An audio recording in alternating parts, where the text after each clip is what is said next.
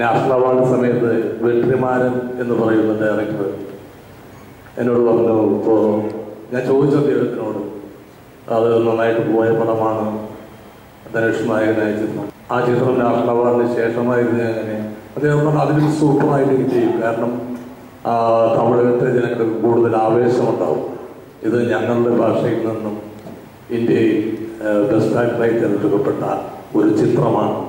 അതിൻ്റെ പേരിൽ തമിഴ് ഇപ്പോൾ കണ്ടതിൻ്റെ ഒരു ഇരട്ടി കൂടി കാണിച്ചാൽ ഉറപ്പാണ് പറഞ്ഞു. നിങ്ങളുടെ പടം അങ്ങനെ ഉണ്ടായെന്ന് ചോദിച്ചു. ഞാൻ പറഞ്ഞു ഞാനായിരുന്നു അതിൻ്റെ ഡിസ്ട്രിബ്യൂട്ടർ. അത് എന്ന് തിയേറ്ററിൽ ഇറങ്ങി അന്ന് ആ തിയേറ്ററിൻ്റെ പരിസരത്തുള്ള ആളുകൾ വരെ അവിടെ നിന്ന് സ്ഥലം വെച്ച് പോയി. ഇപ്പോഴൊക്കെ അതിൻ്റെ കോൾ വന്നിരുന്നത്. എന്നെ വിളിച്ചിട്ട് ഹലോ വിചാരിച്ചു എന്തേലും ആദാമിൻ്റെ മകൻ അപ്പോൾ നന്നായിരിക്കുന്നു. ഞാൻ പറഞ്ഞതൊക്കെ കൊല്ലങ്ങളായി ഇറങ്ങിയിട്ട് ഇപ്പോഴാണ്, കാരണം CD വാങ്ങിച്ചിട്ട് കണ്ടിട്ടായി അഭിപ്രായം പറയുന്നത്. നമ്മുടെ നാട്ടിലെ ഫെസ്റ്റിവലുകൾ അന്യരാജ്യത്തെ പടം പ്രൊമോട്ട് ചെയ്യാനാണ്. പക്ഷെ അന്യരാജ്യത്തെ ഫെസ്റ്റിവലുകൾ അവരുടെ രാജ്യത്തെ പടങ്ങൾ പ്രൊമോട്ട് ചെയ്യാനാണ്. അവിടെ ഇൻഡസ്ട്രിയില്ല. ഇപ്പോൾ ഒരു പടം പ്രൊഡ്യൂസ് ചെയ്തു.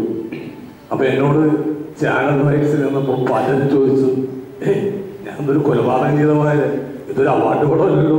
ഞാൻ പറഞ്ഞല്ല, ഇനി അവാർഡ് കിട്ടിക്കഴിഞ്ഞാൽ എന്നെ തല്ലരുത്. ഞാൻ പിടിച്ചേക്കുന്ന ഒരു നല്ല ചിത്രമായിട്ട അല്ല, എന്നാലും ഇപ്പോൾ ചോദിക്കണമല്ലോ.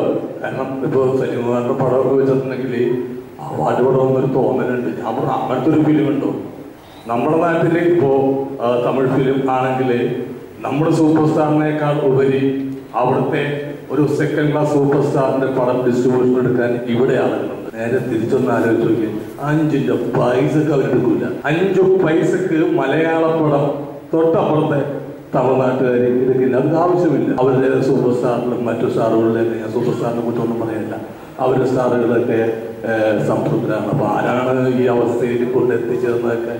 ഇവിടെ 2 മണിക്കാണ് മലയാള സിനിമ റിലീസിങ് വെക്കുക. രജനീകാന്തിൻ്റെ പടം 12 മണിക്ക് 1 മണിക്ക് വെച്ചാൽ അത് കാണാൻ ഇവിടെ ആളുകളുണ്ട്. നമ്മുടെ മലയാളം കാണാൻ എന്താണെന്ന് അറിയില്ല.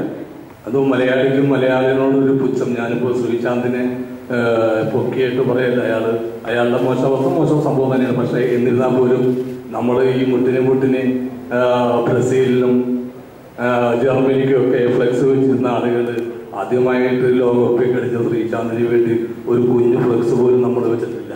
അപ്പോൾ നമുക്ക് എവിടെയൊക്കെയോ ഒരു അസൂയയുടെയോ എന്തിൻ്റെയൊക്കെയോ അംശങ്ങൾ ഉള്ളതിൻ്റെ പേരിലാണോ എന്നെനിക്ക് സംശയമുണ്ട്.